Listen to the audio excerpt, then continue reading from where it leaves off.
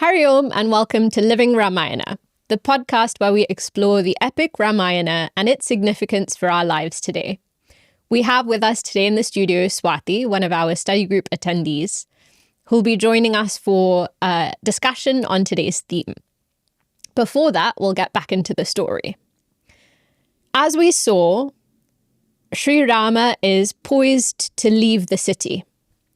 And as he's leaving Ayodhya, having been exiled by his father, nature is reflecting the grief that everyone is feeling.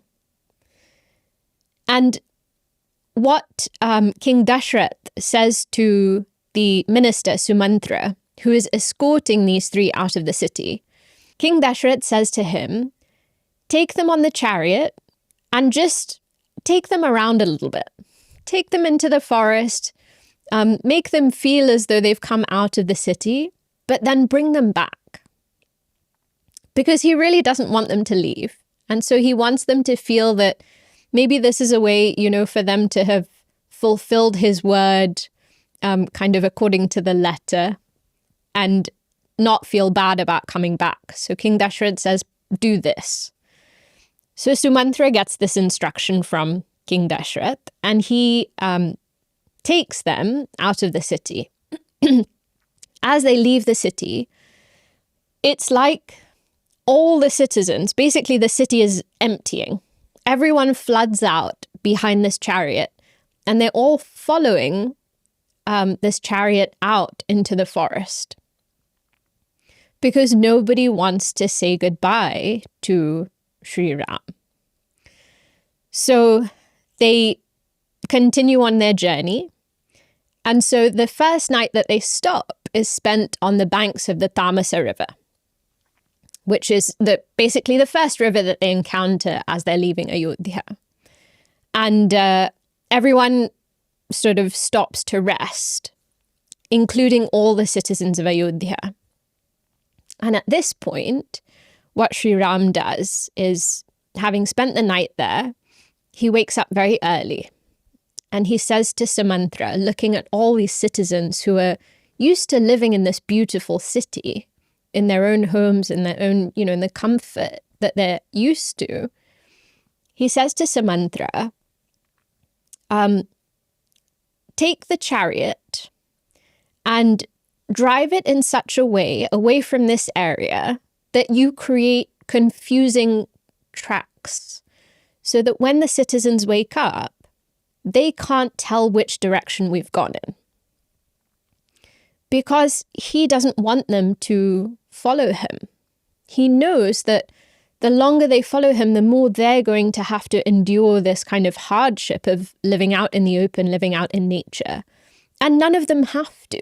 He's the only one, including Lakshman and Sita, he's the only one who's been given this instruction to actually leave the city. And so Sumantra does that. And after he's done that, they take the chariot and they proceed further, having left the citizens behind. So the citizens wake up and they are obviously extremely agitated and really worried that now we can't find Ram. Where's he gone? Where have Lakshman and Sita gone? And what are we supposed to do now, basically? This is their question.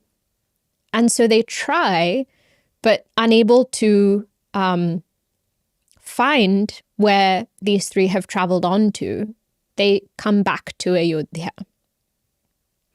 Sumantra continues with them.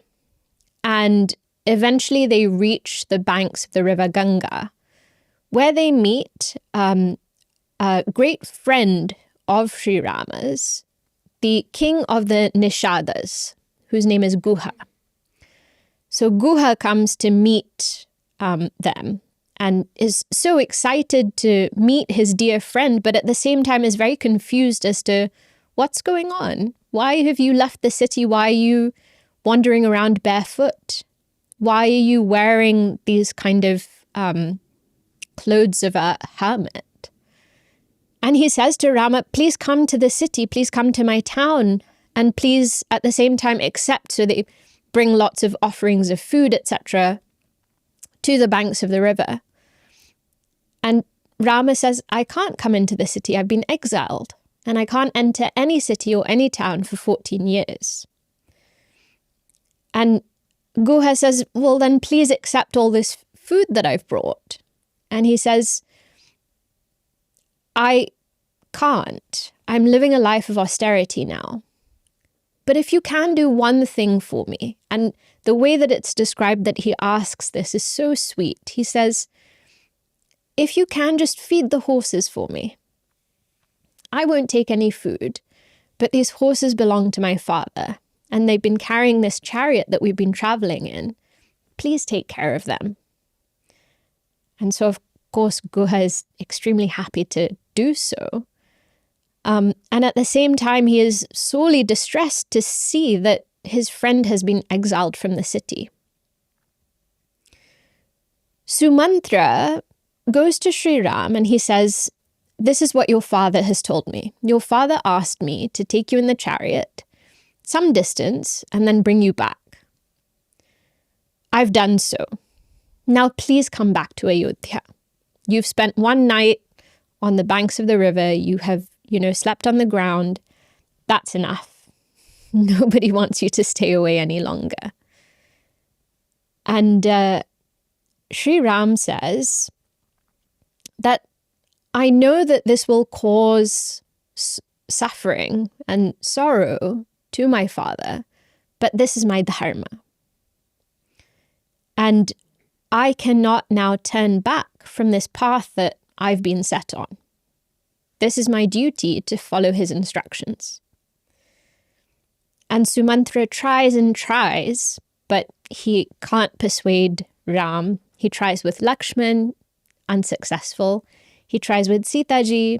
She also says the same thing. And so eventually, Sumantra goes back to Ayodhya.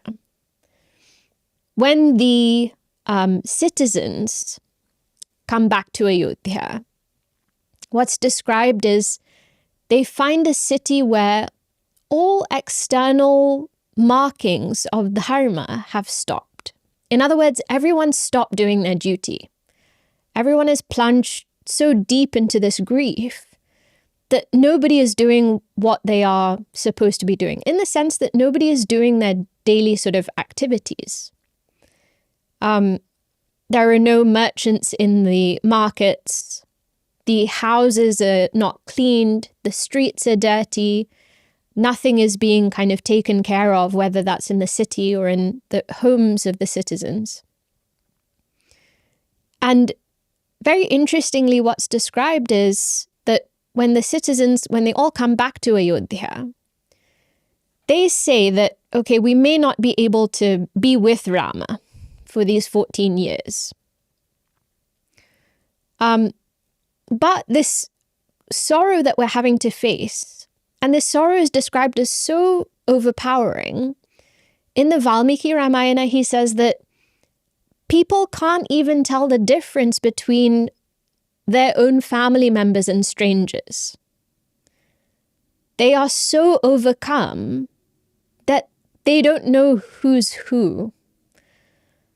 And so they come back to Ayodhya, and in the Tulsi Ramayana, what happens is all these Ayodhya Vasis, the people who live there, they say, Rama is living an austere lifestyle for 14 years.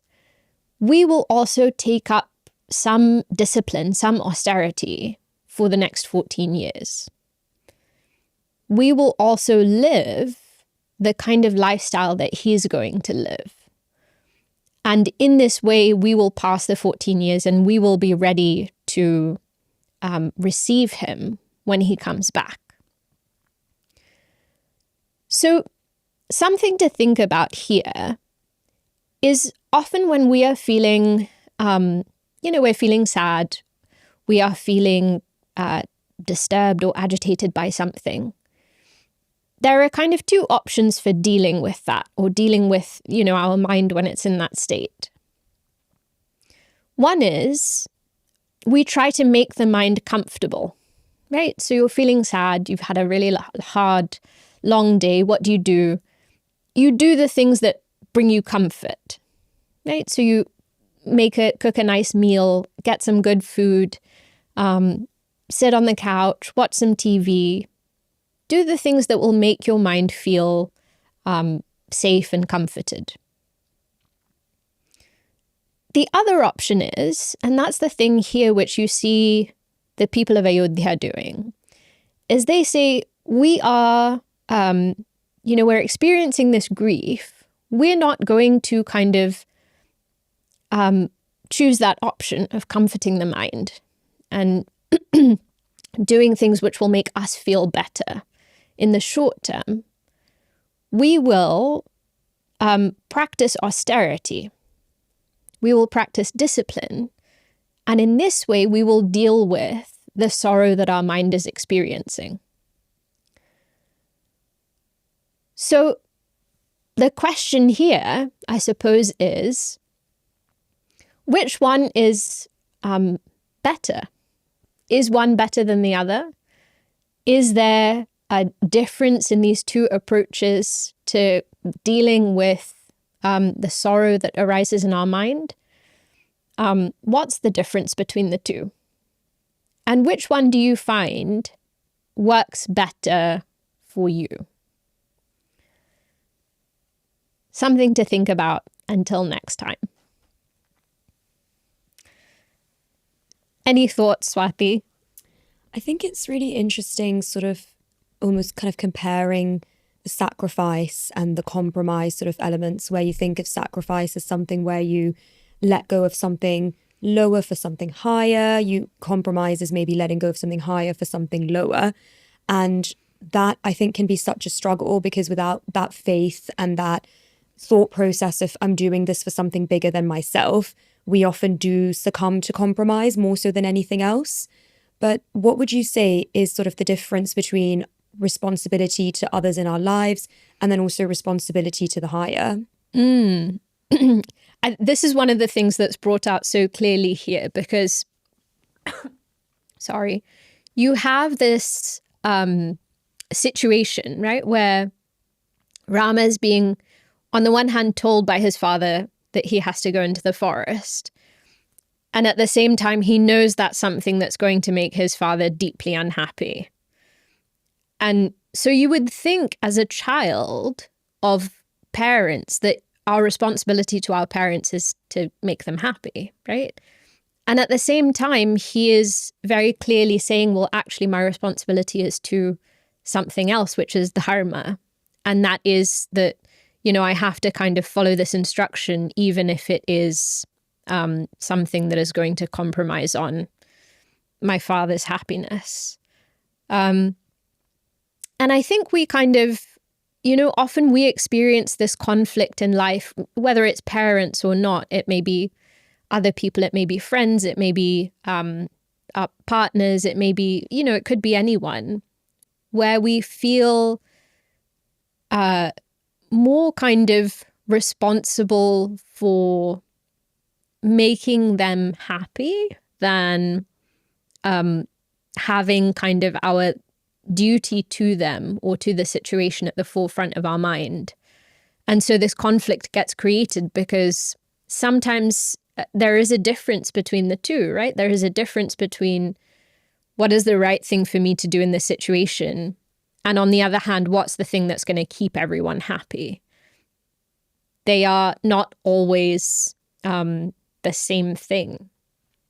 And so I guess what it requires is really just clarity on our part as to, one, what our dharma is, but also to, I guess, why that's more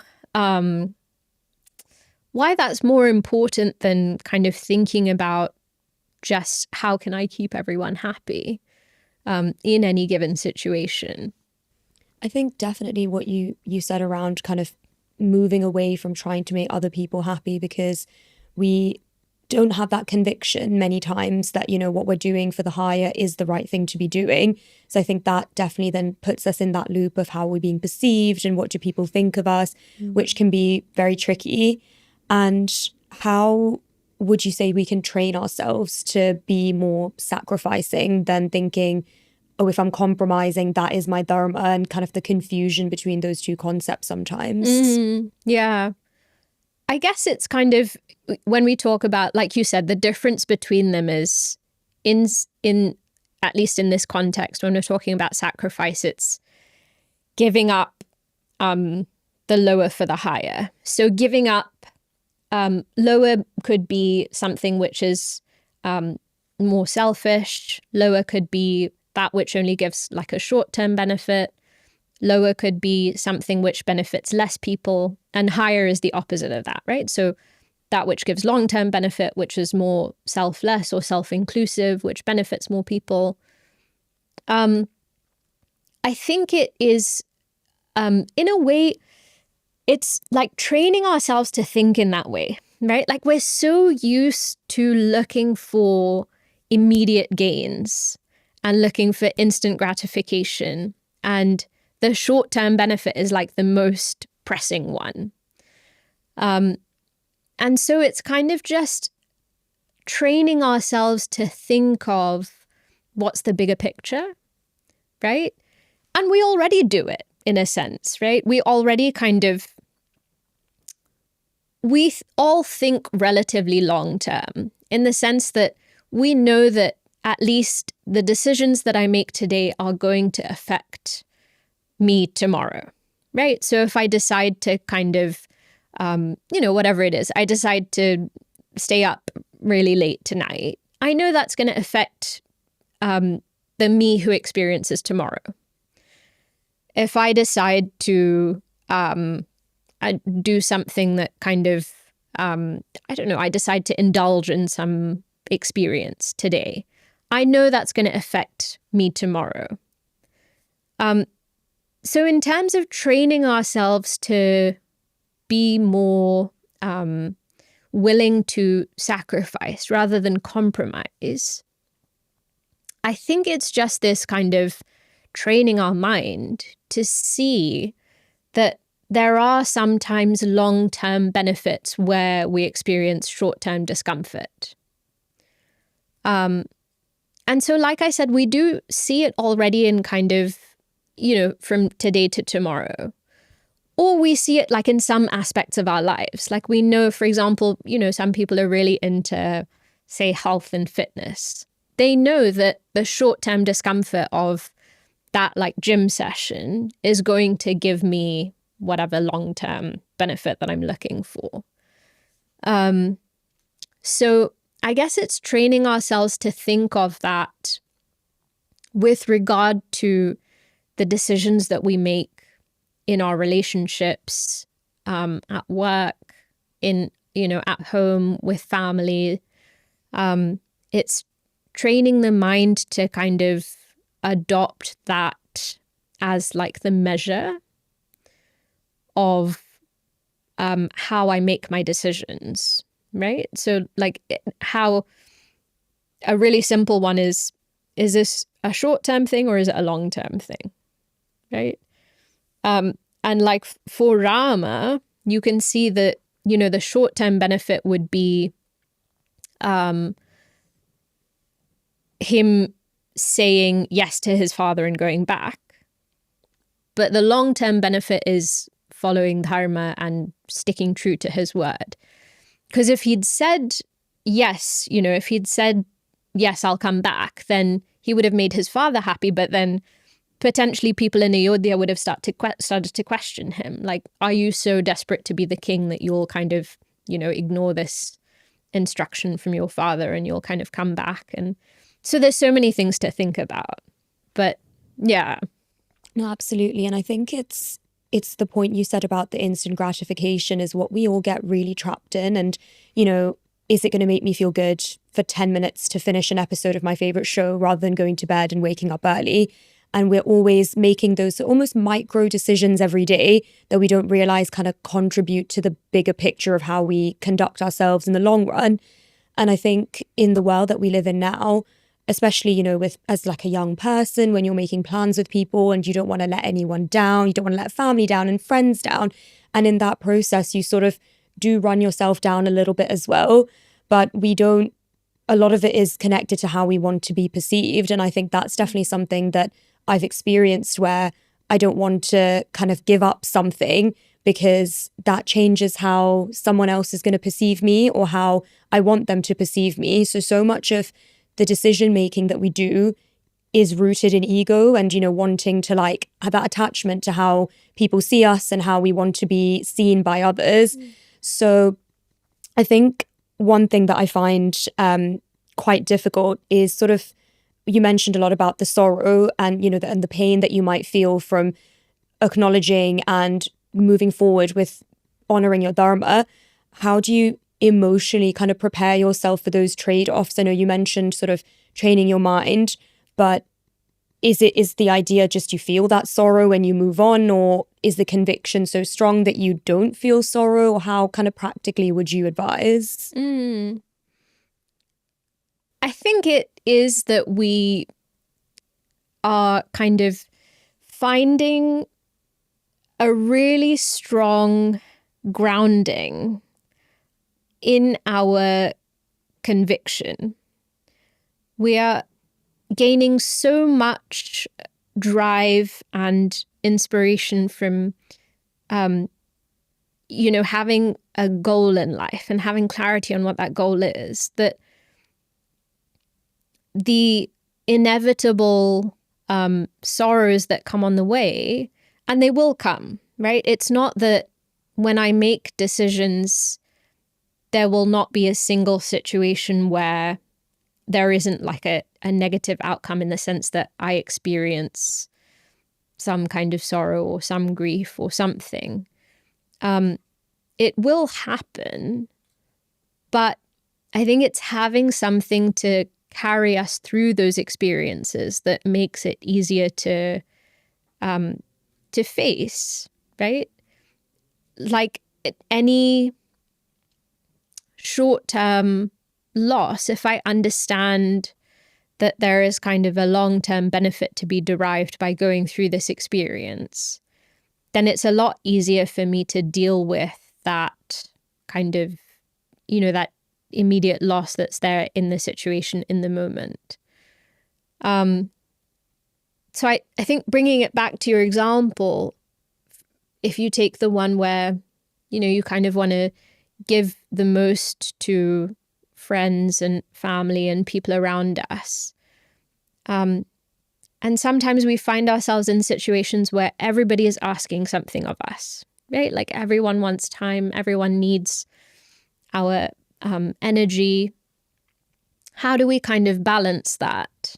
And do we have a duty to say yes to everyone?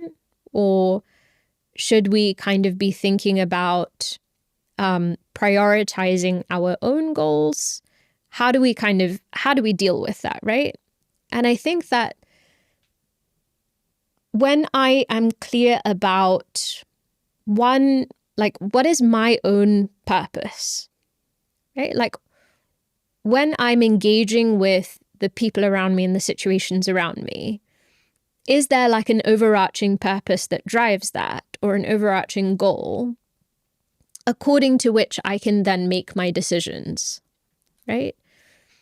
And when I have that in mind, then I have like a measure, or I have a yardstick where I can say, okay, like, should I say yes or no to this person?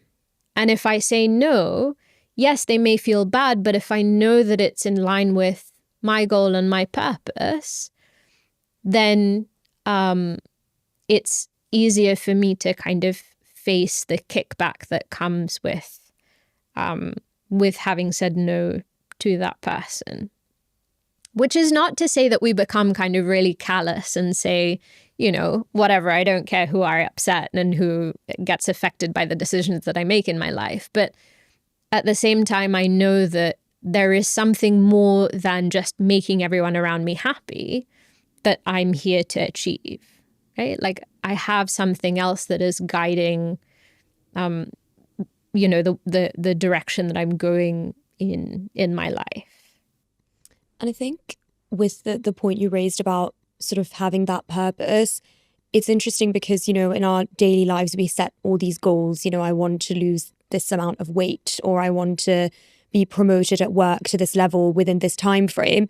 And I think with time, you sort of realize that those goals, while they're important and they kind of help you navigate through life, but they are largely superficial. And, those things that we think are our purpose, or like our superficial purpose maybe, those things are not really going to bring us the happiness that we think they will, because that fleeting moment is exactly that. It's just fleeting. And, then the next thing you're thinking about, what's my next goal? What's my next sort of mini purpose that I have? So I think sort of understanding that overarching, like you said, purpose and that connection to your dharma is so important. And your point around kind of finding the balance between being agreeable, but then also being like respectful of yourself and your time and your capacity, versus just being completely against everything and saying no. I think we have this habit of thinking in such extremes where it's like, oh, it's if we're following, what we hear in the Ramayana or we learn in Vedanta, it has to be so extreme. But we sort of try to find our way a little bit as well, which can be difficult because it feels like you're sort of conflicted. But in today's world, do you think that the modern world, the way we operate, do you think it's made it almost, people have become more individualist and more sort of selfish, I guess you could say, and it's making it harder for us to live by a code of ethics or dharma? And how can we kind of apply that when dharma is not very clearly defined in our world? It's really interesting, that kind of question of what's our basis when we're thinking about, for example, what's like the fundamental unit in society. If you look from an Eastern perspective, it's a family unit in general. And in general, from the sort of Western perspective, it is the individual. And like we're living in, nowadays there isn't really that much of a difference with the way that the world operates. Everybody is exposed to all sorts of influences and all sorts of thoughts. And with the basis of dharma, right? Or the idea of dharma is it's that which integrates. It's that which brings harmony. It's that which kind of uplifts and allows everyone to coexist, doing what they're supposed to be doing, without conflict. And I think that when we are trained to think of only ourselves, then it becomes harder to answer that question of what will benefit everyone, because we're just not used to thinking about it. And when we're used to thinking in terms of a unit that's larger than just one, that training is there, right? Like you're used to thinking of, okay, I'm making this decision, but how will it impact 1, 2, 3 people in my family? How will it affect my extended family, etc.? And so from that perspective, it does become easier, I guess, to understand and to follow through on our dharma when we have that training of thinking basically just thinking of anyone other than ourselves, right? In that kind of considerate or considered way. So I think at the same time, it's very important for us to understand ourselves. It's important for us to understand what our own goals and duties, etc., are in life. But I think that very individualistic way of thinking doesn't necessarily lend itself to being able to follow dharma very easily. Because dharma, again, coming back to, our earlier topic, dharma does require sacrifice. And sacrifice often means giving up what I want or what I like for the sake of a higher or a greater purpose. And if I'm the most important person or thing in my life, it's going to be hard for me to make that sacrifice.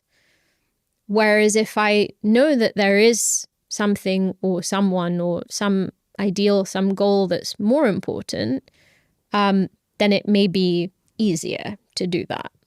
I think what you said around sort of the way in which the world sort of operates, and you've got sort of the eastern side of the world is a bit more focused on family, whereas maybe the western side is more individualist. I've definitely seen that even, as an Indian myself, like growing up with grandparents at home and living in that sort of joint family environment. And it's just cultivating you from such a young age, that tolerance, that understanding, sort of, it can come with its conflicts, and it comes with a lot of difficulty as well. But the kind of lessons that you learn around, like you said, making sacrifices, and although they seem minor in comparison to, dharma-esque sacrifices, but the kind of compromises that we make on the day-to-day, and the understanding that you have from thinking as a unit as opposed to just thinking as an individual is pretty amazing. And that kind of carries you through a lot of your life as well. And you think very differently to people who might not have had that community environment. But you mentioned as well sort of the exposure that we have to lots of different people of different backgrounds and so on. Would you say it's our responsibility to show people their dharma or put them on the path of their dharma if we know things that maybe they may not because of the things that we learn? And how can we do that without imposing ourselves on others? That's a really great question. I think it we often feel, especially when we first start exploring these themes and we first start learning about these things, we feel a sense of responsibility because we're like, everybody should know. And it's really funny because I think, I don't know whether so much in kind of, whether it's like students or young professionals, but when you see slightly older people, older in the sense like maybe even, 40s, you see in their mind where they're kind of learning about dharma, and you can see this thought happen where they're like, oh my God, my husband really needs to hear this, or my wife really needs to hear this. And they're the person like sitting in the study group or the class, and they're the ones getting the knowledge. But at the same time, there is this thing of, okay, I know someone who would really benefit from this, which is fair enough, right? It's like a really, it's a positive impulse. But I think what happens then is we tend to neglect the fact that we also need it, right? Like we're also learning, and we also have so much to discover about dharma and about the way it works and what our own purpose is and what our own duty is. And I think that until we kind of have clarity on that, it is very, what's the word? Like it's very kind of generous and compassionate to want to share it with others. But I think often the best way for people to kind of understand the importance of dharma, and even more than that, like the impact that following dharma has, is when they see someone who's really genuinely trying to, or actually living up to their own dharma. I think like seeing that example or interacting with that person is a lot more powerful than hearing about it from them. And so I think more than us having a responsibility to teach other people about it, I think our responsibility really is to try and live it ourselves. And kind of, I guess, just be the example of it that people can then, be inspired by if that's what inspires them. And if not, then, that's also fine. It's not that everybody has to kind of be looking for the same thing in life, because we're all looking for different things. So I think that's much more important, is for us to know how to live it ourselves than to know how to, I guess, talk about it to other people.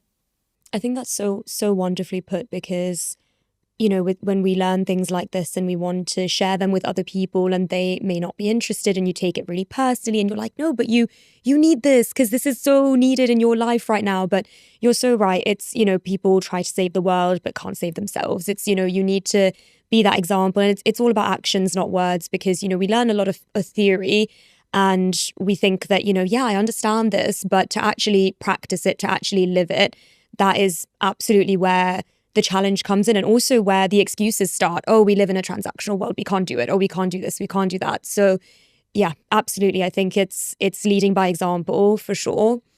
And also wanted to ask, when it comes to kind of people around you, whether it's family, friends, anyone else, and you see an example of them fulfilling their dharma that might come at the detriment of your feelings, your ego, your sentiments, how do you kind of train yourself to not take that personally? Because as much as, like I said, we might know the theory, but we might still think that, but they're prioritizing something over me, even if it is the higher, but that individualist mentality comes into play. So how can we help ourselves in those situations? This is another really great question. I remember asking like a similar question to someone a while ago. And the essence of it is that it may be that, someone is following their individual dharma, and that has an impact on their family, the people around them. But the essence of dharma, again, is that it brings harmony. And so the ideal of dharma is that it doesn't cause disturbance to the people around, right? Now, if you look at the Ramayana, Rama following his dharma brought a lot of grief and a lot of sorrow. That's not to say that he did the wrong thing, right?